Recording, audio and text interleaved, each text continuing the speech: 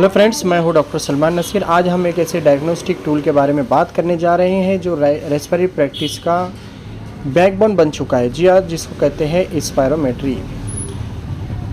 तो सबसे पहले सिंपल शब्दों में मैं आपको बताऊं कि स्पायरोमेट्री एक पल्मोनरी फंक्शन टेस्ट है जिसमें हम पेशेंट के लंग्स की कैपेसिटी और एयरवे ऑब्स्ट्रक्शन का स्टेटस एक्सेस करते हैं।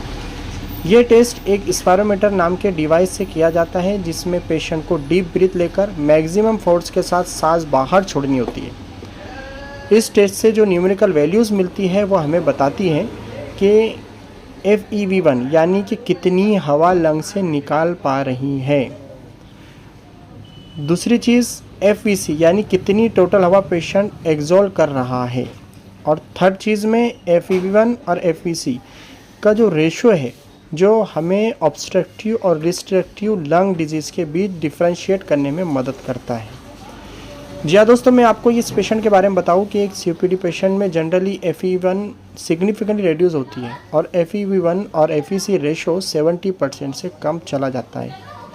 वही अगर किसी पेशेंट में रेस्ट्रिक्टिव पैटर्न हो, जैसे कि इंटरस्टिशियल लंग डिजीज़ हो, तो FVC और FEV1 दोनों रिड्यूस होंगे, लेकिन उनका रेशो कंपैरेटिवली नॉर्मल या इवन हाई हो सकता है। तो ICU या फिर OPD सेटअप में जब हमें डिस्निया का काउज डिफरेंशिएट करना होता है या कार्डियक वर्सेस पल्मोनरी, तो स्पायरोमेट्री एक valuable clinical decision making tool बन जाता है। मैं खुद अपने क्लिनिकल प्रैक्टिस में स्पायरोमेट्री का इस्तेमाल करता हूँ, स्पेशली अस्थमा और COPD के लॉन्ग टर्म मॉनिटरिंग में।